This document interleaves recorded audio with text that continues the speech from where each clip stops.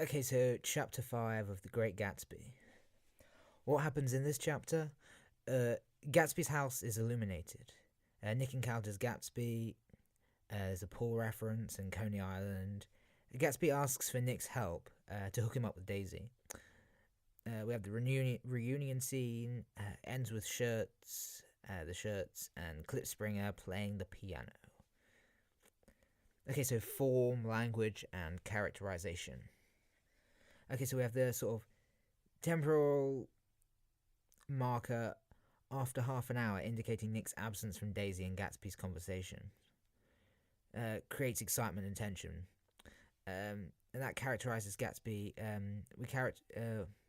Fitzgerald characterizes Gatsby by his appearance.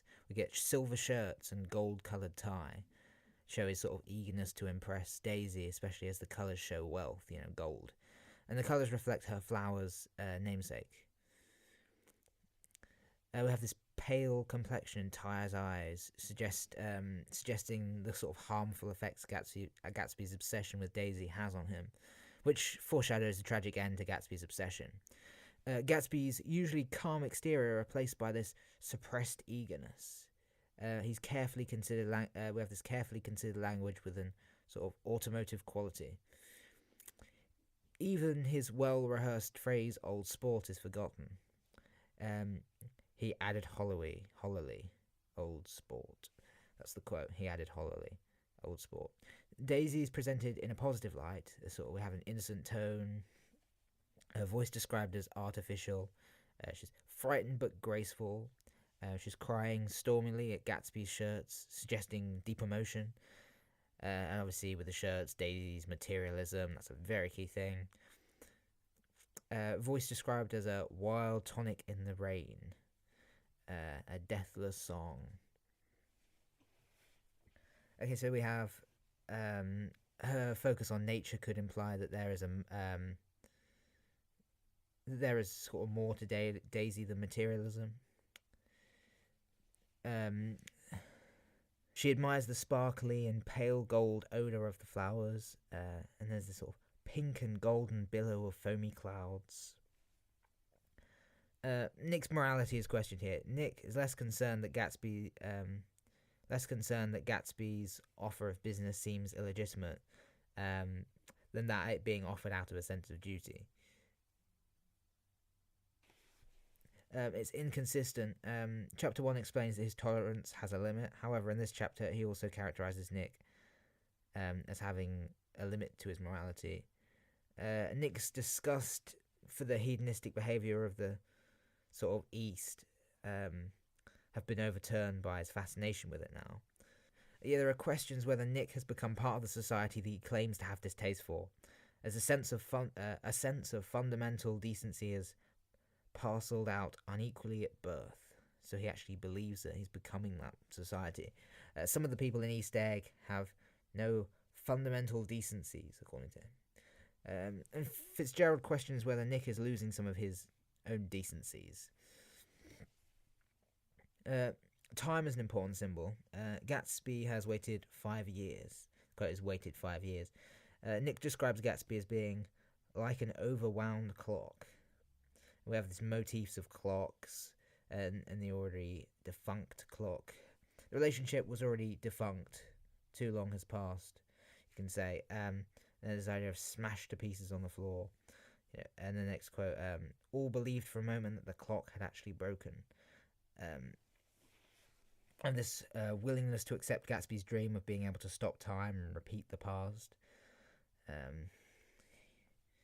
Which is an interesting thing, repeat the past.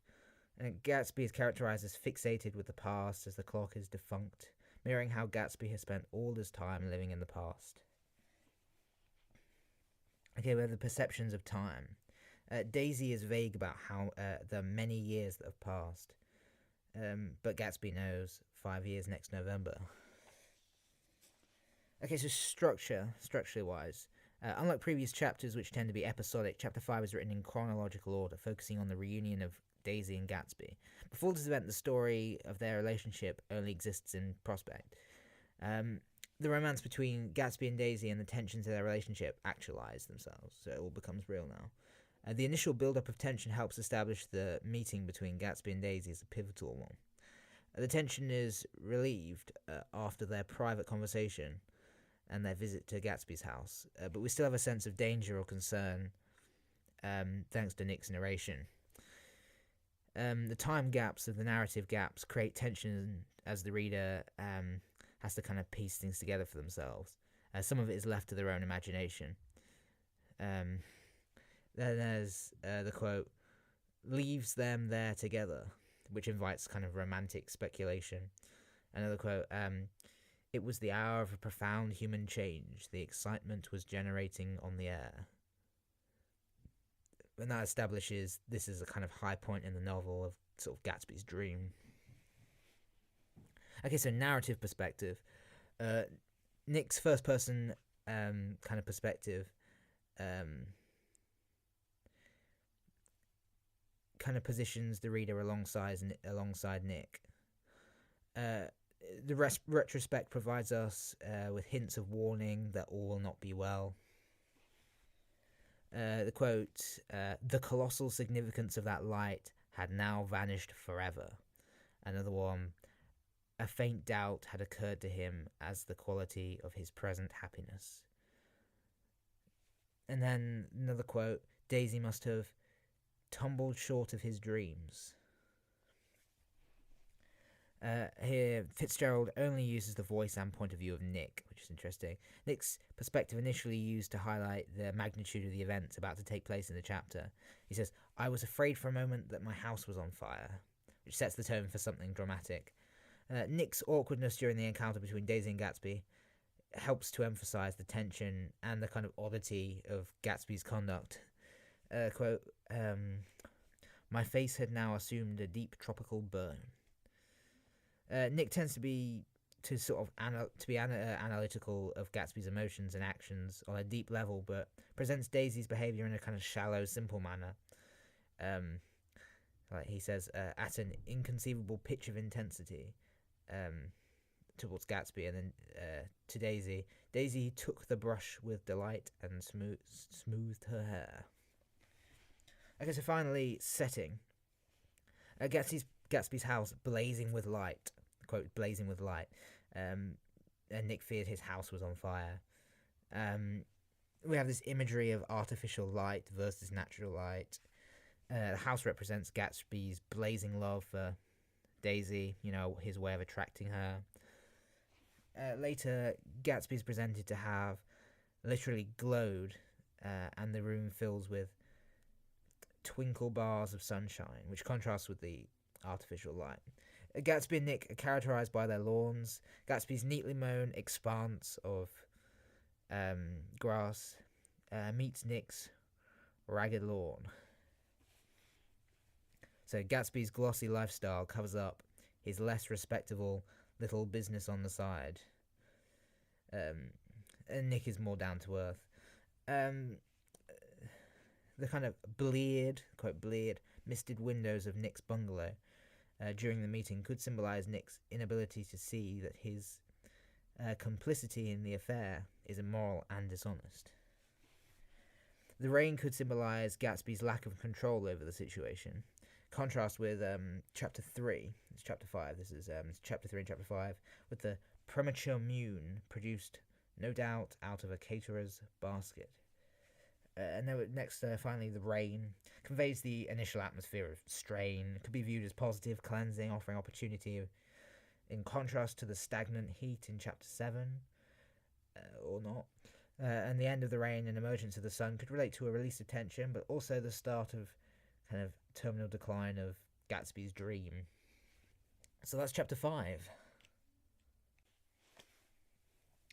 Okay, so chapter 6 of The Great Gatsby.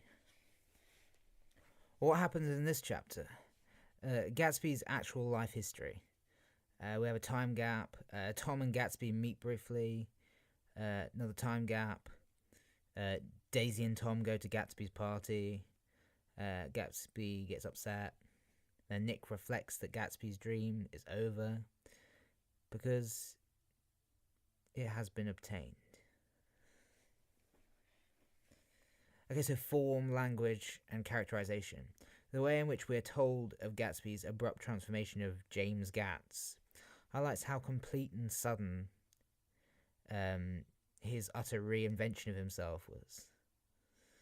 We have this vivid descriptive language which is used to describe Gatsby's state of mind in the past, helping to characterize Gatsby as a wild fantasist. His heart was in a constant turbulent riot. Dialogue between Tom and Gatsby demonstrating a potentially possessive and competitive streak within Gatsby. He is moved by an irresistible impulse to talk to Tom and does so almost aggressively. Slightly more sinister character of Daisy, which helps prepare the reader for her portrayal of Gatsby. Her voice was playing murmurous tricks in her throat. The way Daisy is offended by all aspects of the party, apart from the lovely movie star, is quite interesting. And the quote, "Blossom for Gatsby like a flower," sort of foregrounding her beauty and charm, but also implying that now the best part of Daisy is gone, like a flower in bloom, which is quite an interesting kind of metaphor. Daisy will never be able to live up to the colossal vitality of Gatsby's illusions. Quote, "colossal vitality." Gatsby's conversation with Nick, in which he outlines his desires, is interesting. And then with this bathos foregrounds the sort of fantasized basis of Gatsby's dreams and discredits any hope of his realization. The rock of the world was founded securely on a fairy's wing. We have this paradoxical unreality of reality, adding to the construction of Gatsby's dream as an illusion. Okay, so structure. It's episodic in structure, focuses on many separate events leading up to Gatsby's final party. The mention of the reporter and that Gatsby's notoriety had increased all summer until he fell just short of being news, and that helps to highlight his success. Also suggestive of dangerous excess, as though Gatsby's story is about to spiral out of control. Fitzgerald uses Gatsby's memories to start and end the chapter with an account of Gatsby's life with Dan Cody and Gatsby's first kiss with Daisy. Nick returns to the main time frame of the novel and explains how little he saw Gatsby for several weeks, continuing with Chapter 6 themes of Nick as an outsider. And the first official meeting between Gatsby and Tom, which is quite anticlimactic, really. And then with dialogue with Tom in which he questions who Gatsby is, kind of mirrors the conversations back in Chapter 3 and highlights Tom's ignorance at this stage. Nick's reconstruction about the past is very dreamlike. There's a night Gatsby spent with Daisy 5 years ago. Ends with his realization that if he climbed alone, he could position himself in a secret place above the trees and gulp down the incomparable milk of wonder, which is quite deep.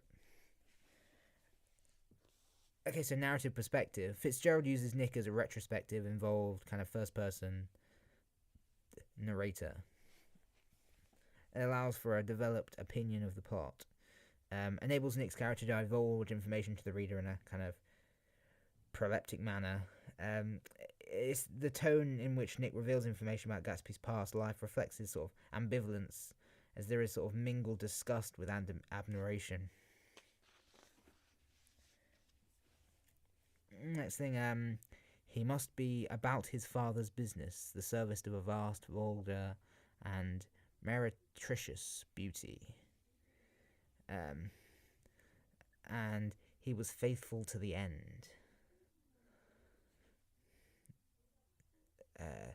The retrospective narration also provides us with hints that Gatsby will die during the events of the novel.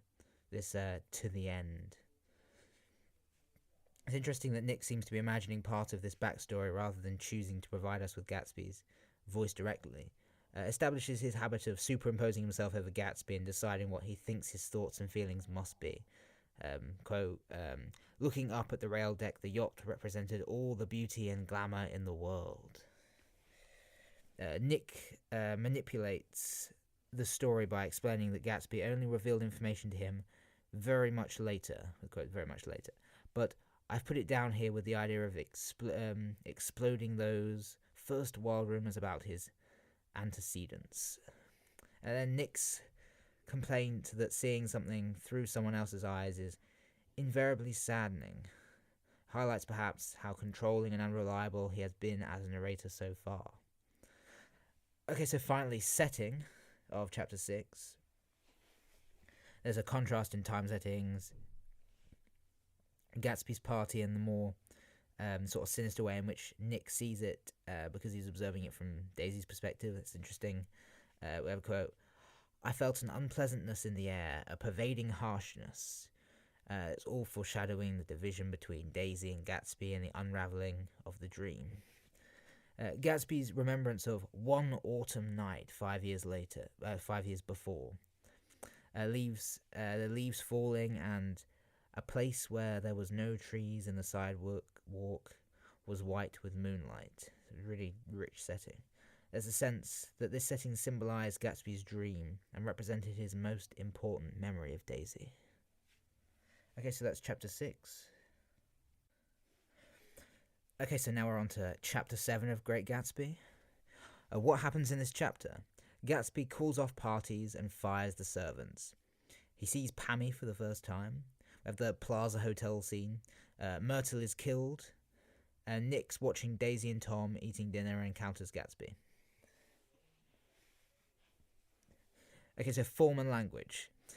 Daisy and Jordan are like silver idols. The imagery of the first chapter is repeated but now corrupted as the room is dark and cool, and they are weighing down their own white dresses against the singing breeze. So, parallel of chapter 1 and contrast even. Gatsby is surprised at the appearance of Pammy. There's a contrast with the way in which Gatsby floats and the kind of coolness. The way in which Daisy relates him to an advert, Too Good to Be True, is interesting. Gatsby's observation that Daisy's voice is full of money and relating to her to medieval imagery, idealised, unobtainable royalty is interesting.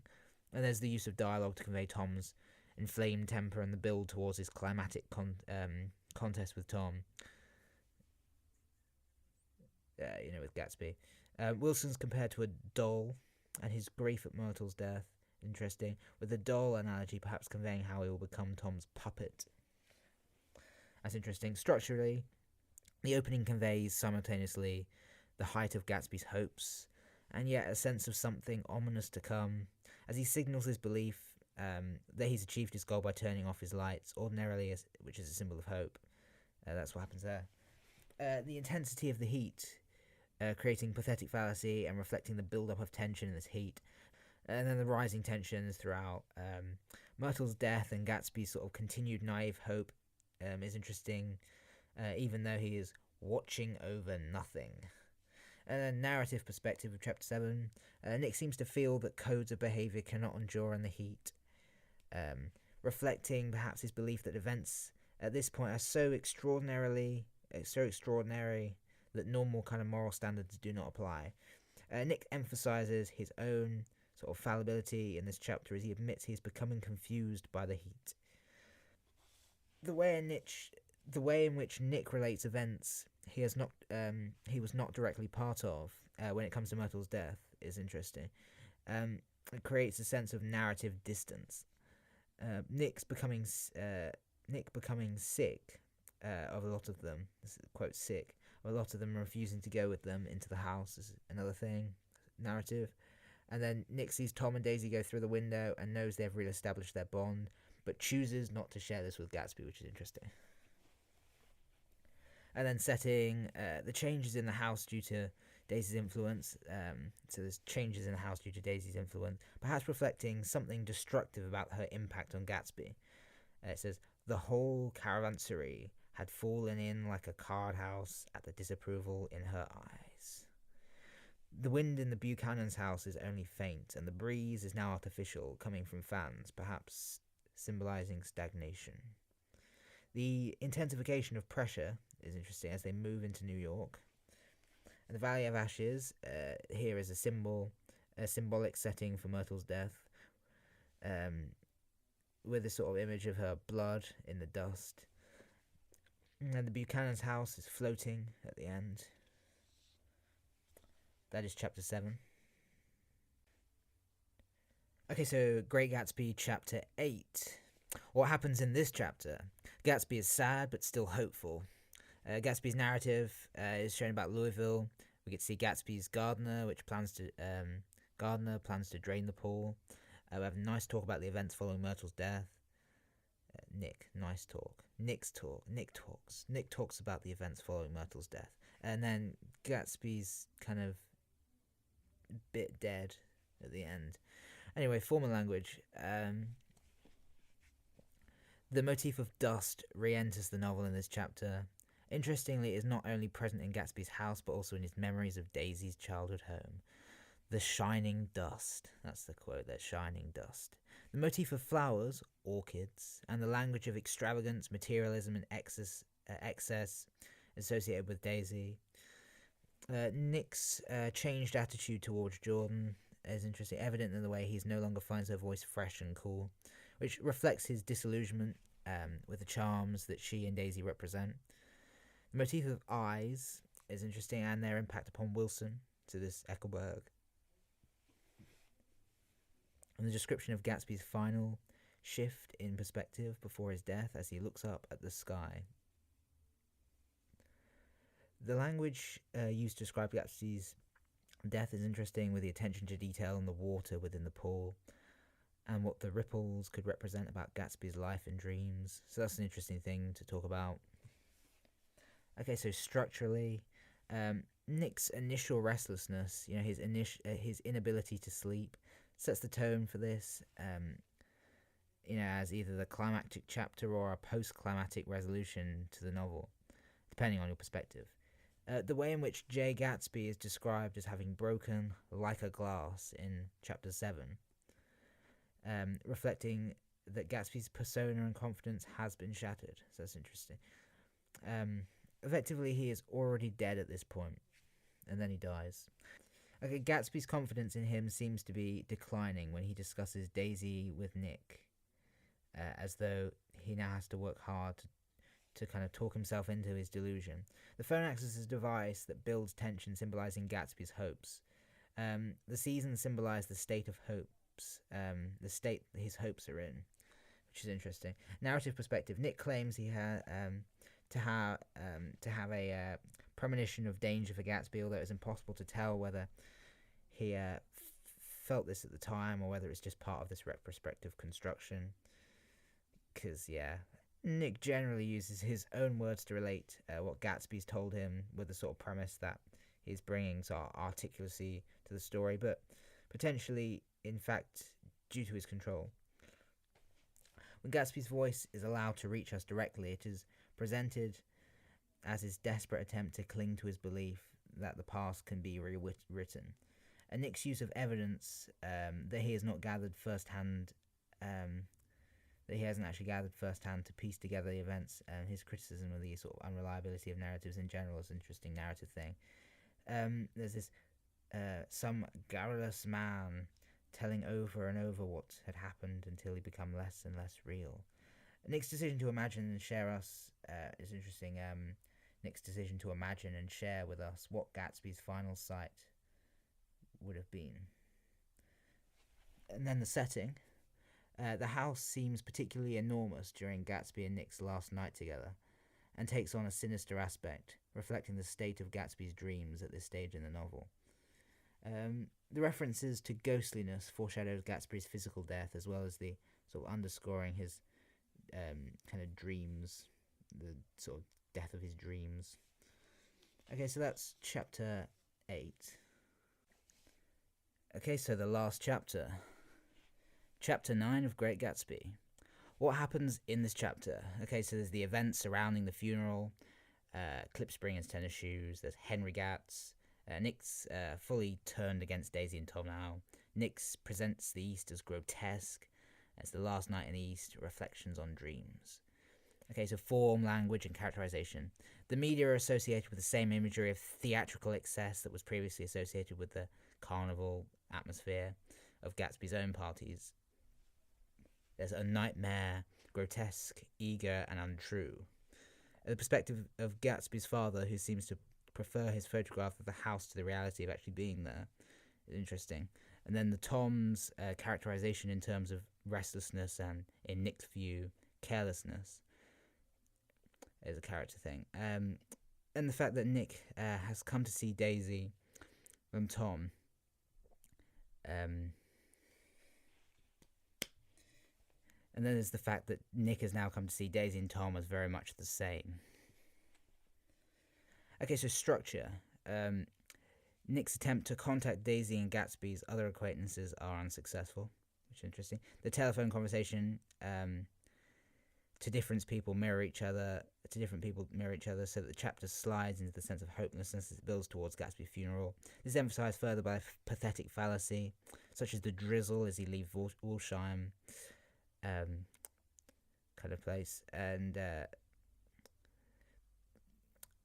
the knowledge we are provided to help fill in the gaps of Gatsby's childhood.